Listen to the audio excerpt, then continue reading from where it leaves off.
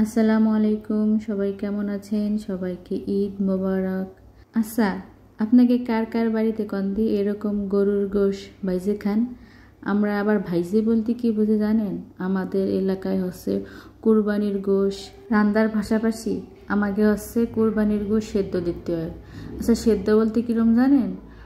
হচ্ছে এই যে একটু মরিচের গুঁড়ো, একটু হলুদের গুঁড়ো আর সামান্য একটু তেল দিলেও হয়, না দিলে হয়, কিন্তু আমার আসলে মনে ছিল না, আমি তেলের মধ্যে চুবই ফেলছি। হ্যাঁ, কী করার, যাই হোক, যেহেতু আমি একা একা খাবো, আমার স্বামীও খাবে না, আমার সাওয়ালও খাবে না, আমার একা একা খাতে হবে। আর এই দেশের গরুর গোশের আসলে বাংলাদেশের গরুর গোশের মতন এরকম টেস্ট পাওয়া যায় না, বুঝছেন? এখন তাই আমি যতটুকু খাবো এই 3-4-5 পিস আমার জন্য মনে করেন মেলা বেশি হয়ে যাবে। তাও একটু একটু 5-6 পিস না দিলে আবার গোশের স্বাদ আসে না, তাই একটু 5-6 পিস দিয়ে এখন আমি এই যে সেদ্ধটা উঠোই দিছি। সেদ্ধ যখন প্রথমে উঠোই দেবো তখন তো গরুর গোশের পানি ছাড়িয়ে দিচ্ছে, তারপরে হচ্ছে এই যে ভাজা ভাজা করতে হবে। এইটা যে কী মজা! আপনারা অনেকেই হয়তো খাইছেন, এক এক দেশের এক এক রকম, এক এক জেলার এক এক রকম সিস্টেম। আমাদের দেশের সিস্টেম হলো এরম মানে গোশ সেদ্ধ দেবে, তারপরে জ্বালাবে জ্বালাবে, জাল দিতে দিতে ভাজা হতে হতে তারপরে মনে করেন আমরা সবাই মিলে খাবো। এ যে কী মজা রে ভাই রে ভাই! যারা খাননি তারা বুঝবেন না। আমাদের বাড়িতে তো মনে করেন আমরা ভাই বোন সবাই ওই আড়ির মধ্যেই বসে যেতাম, আম্মু ভাজতো চুলোয় বসে খেতাম। এর যে কী স্বাদ! খালি আমরা যে 3 ভাই বোনই খেতাম তা না, আমাকে স্বাস্থ্য ভাই বোনও যারা আছে তারাও আসতে সকালবেলায় এসে বসে থাকতো, কাকি কি গরুর গোশ কি সেদ্ধ দিয়েছেন, ভাজছেন, দেনতি খাই, এরম করতো। আহারে সেই ছোটোবেলার জীবন আর ফিরে পাবো না।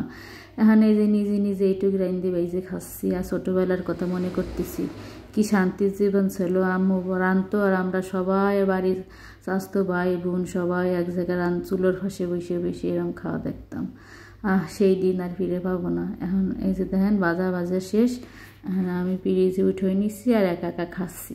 এই খাওয়ার মধ্যে কোনো মজা নাই, বুঝছেন, আনন্দ নেই। খাচ্ছি, খাওয়ার দরকার তাই খাচ্ছি, কিন্তু যখন বাড়ি বসে সবাই মিলে খেতাম তখন বাঘেও পাওয়া যেত না। এত মানুষ আসতো, ভাই বোন আসতো, ভাই বোন, তখন বাঘে পাওয়া যেত না।